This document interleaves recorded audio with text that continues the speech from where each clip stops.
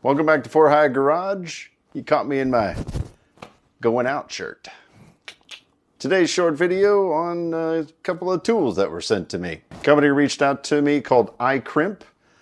They asked for me to do a review on a couple of their tools. iCrimp specializes in crimping tools. They have a variety of electrical wiring crimping, plumbing crimping, and even big industrial bands crimping for those. You can check out their website down in the description. And down in the description, they did provide me with a discount code for 5% off your order. So let's check it out.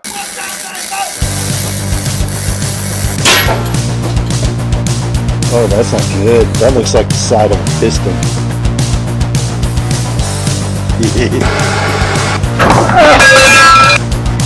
Okay. Oh, I've got a power stance.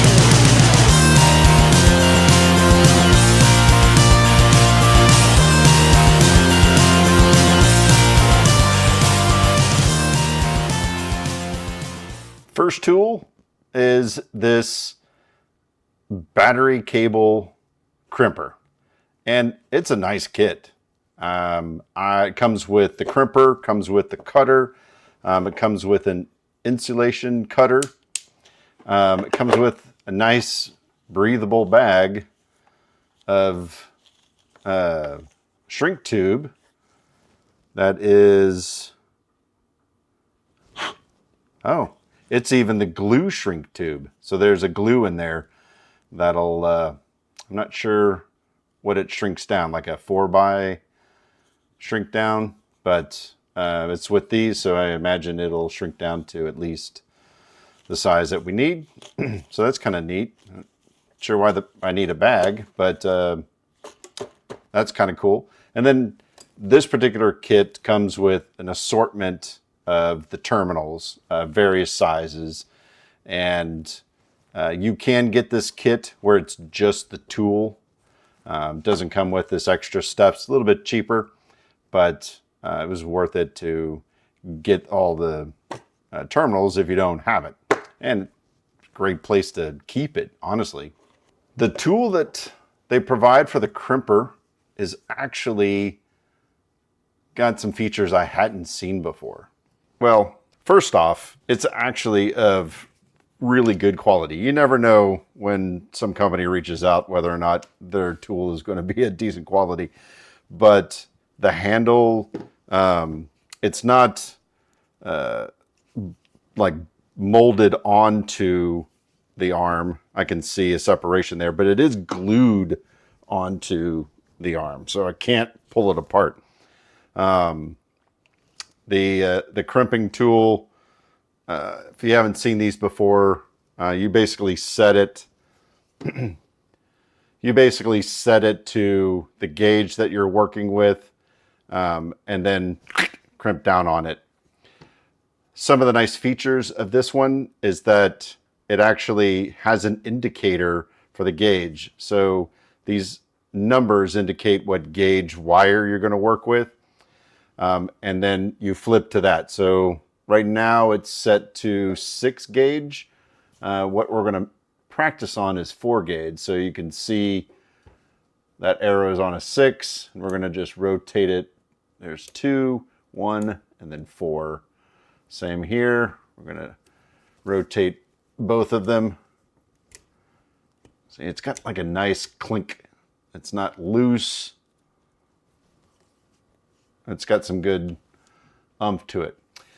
The next thing that it has, this is what I haven't seen before, is this is essentially the clamping force for the crimp. So you can actually loosen up these 3 nuts on the back, adjust these, and I'm assuming they adjust out the legs here, so that if you're finding that you crimp, say we crimp this 4 gauge in a terminal and it still wants to slide out, you can adjust this to make the crimping force more. It comes with a wrench to do that. That's what this little 10 on one side and a 13 millimeter on the other side. You got 13 there and then 10 on these. So that's that. All right, we'll come back and show you how to use this here in a second. Set that down. The other one we have is a cutter. So this is designed to cut big gauge wire, and it does a great job. Again, the handle grips are excellent. It's got a really good feel to it. Like, it's tight. You can see that it's pivoting on this machined centerpiece here, and it's good to go. I brought over my Pittsburgh one. This is a Harbor Freight. It's the cheaper model, but it's already like missing some teeth here. It's seen some stuff, and the grip, they're just breaking off. And then I don't know if I can catch this on my microphone. Yeah, I don't know if I caught that on the microphone, but it's got like a little bit of a wobble to it. Oh, here we go. I mean, I can just barely hear it, but I can feel it. I can feel like a little bit of a wobble to that centerpiece. So it's gotten the job done, but now it's ready for the bin. It does come with a little like instruction manual. It's kind of nice. But let's get down to business. Let's show you cutting. I was playing with it earlier. I've got a big chunk of wire here. And this. Drink. That was nice. We'll go back to this guy. Now, he's got some missing teeth, but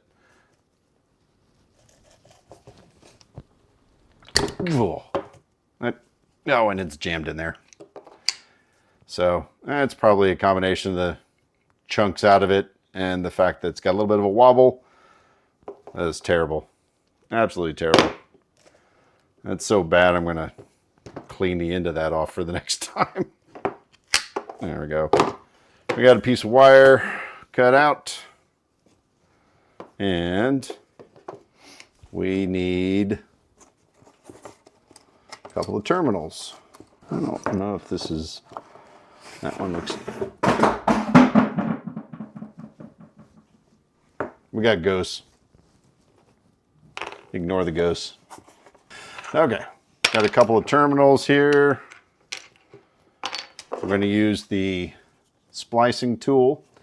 You can see it's got a razor blade in there. And then you're just going to lay the wire in there, let it rest on it. It's got a spring in here. And then spin it around. It's also got a stripping tool. So you can see a little bit of a razor pointy thing where you lay the wire in it and then run it down the length of the wire so you can peel back the insulation. I don't know if I'll use that, but we're going to do like a 1/4 of an inch of wire. Expose. Just going to run that around a few times. Should be able to pull that right off. Same for the other one.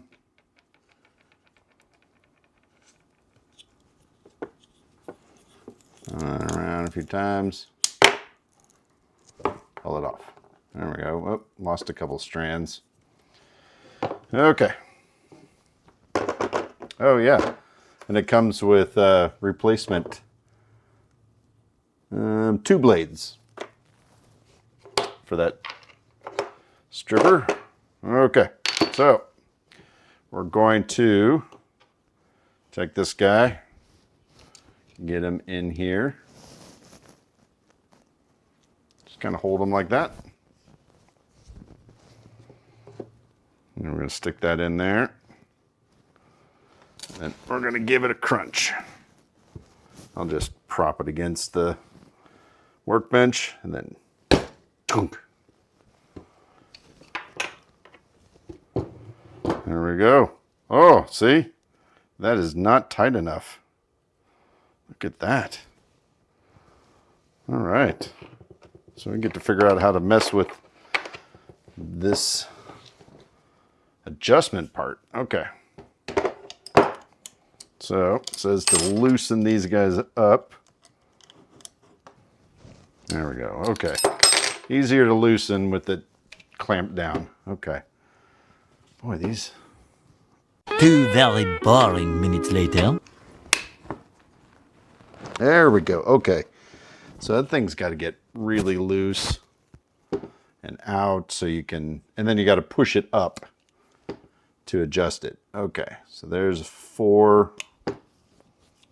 That sounds good. We'll go to 4.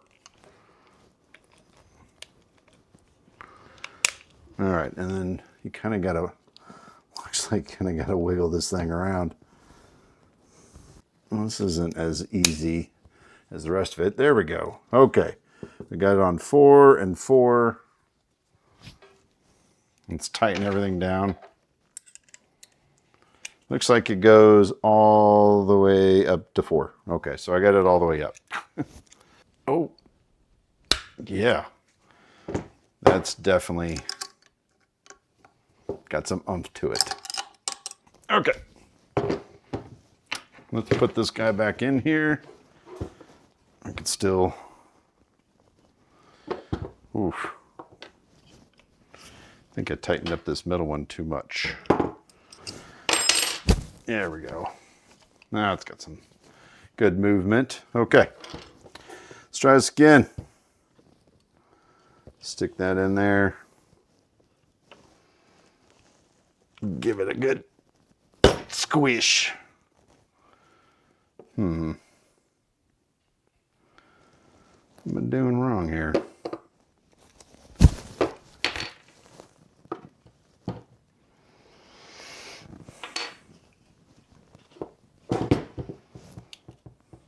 It's 4 gauge.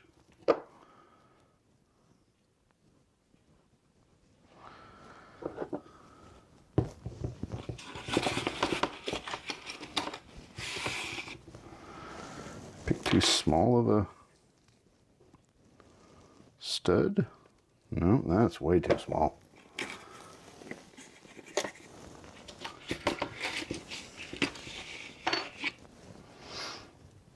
That might be my problem.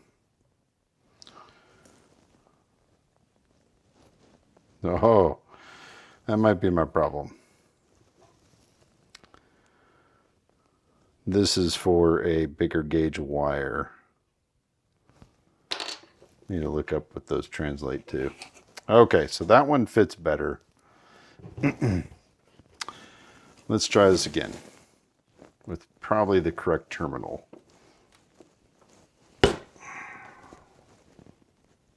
Still no.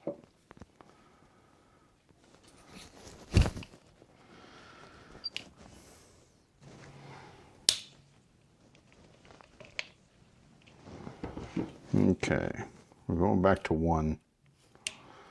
Maybe 1's the tightest after all. Try one more time.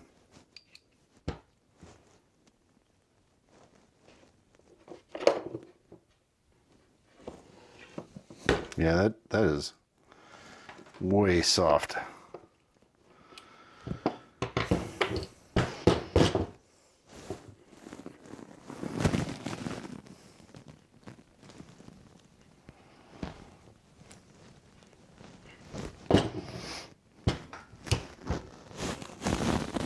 Okay. Move the gauge to number 6.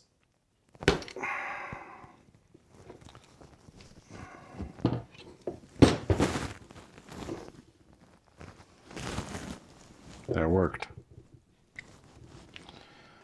I mean, that crimped it like good and tight, but one of the cool things I liked about it was that it'll crimp the gauge on it. So like you can see it crimped a 6 right there into it. How many millimeters is 4 gauge wire? Okay, 4 gauge wire should be 5.19 millimeters. So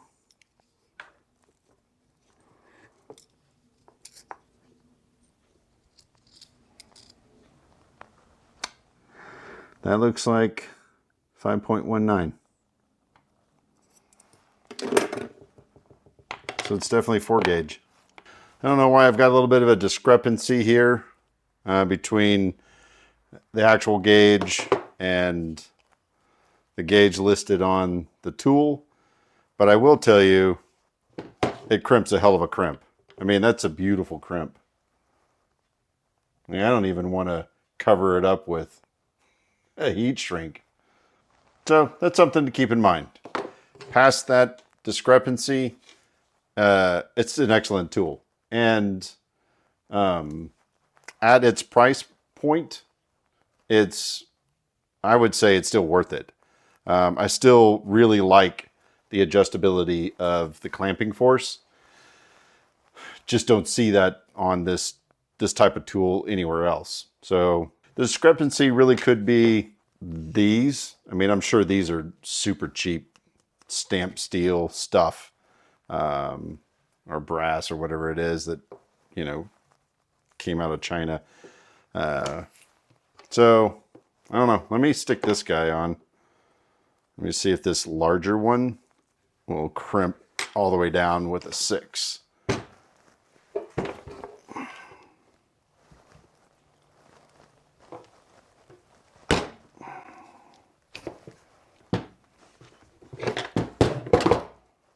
Oh yeah. Yeah. That's definitely the ticket. That ain't coming apart. The trick to like wanting to have beautiful crimp terminals is to pick the right size terminal, because you can see this one's a perfect hexagon, whereas the larger terminal has a little bit of a fan kind of sticking out the side where it just kind of squished out because it's a one size too large probably terminal. Before I got this tool, I used to use the old hammer one. And it works, but you really got to ream on it sometimes, and it does kind of make an ugly crimp. Not nearly as pretty as this one. It's significantly cheaper, but I don't know if it's worth it. I think if you're going to be making battery cables, I would invest in a good crimping tool. So I stopped the camera real quick just to do a bit of Googling, figure out why the mismatch. And apparently this is pretty common. If you've already got this tool, you may find that that's already the case on your tool. The speculation is that there's sometimes a miscalculation between the country that probably operates in millimeters to the American gauge system. So what reads here 4 gauge millimeter, there's just a bit of a loss in that calculation. So I wouldn't fret it too much.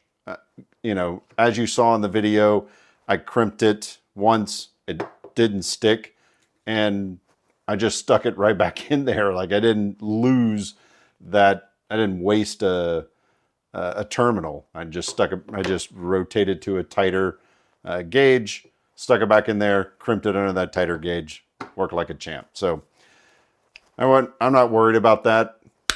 You know, as an afterthought, let's check out the shrink tubing that comes with it. I mean, that shrinks down. That's probably 4 times.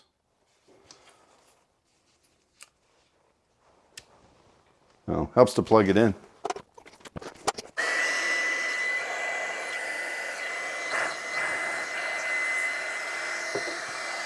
Look at that.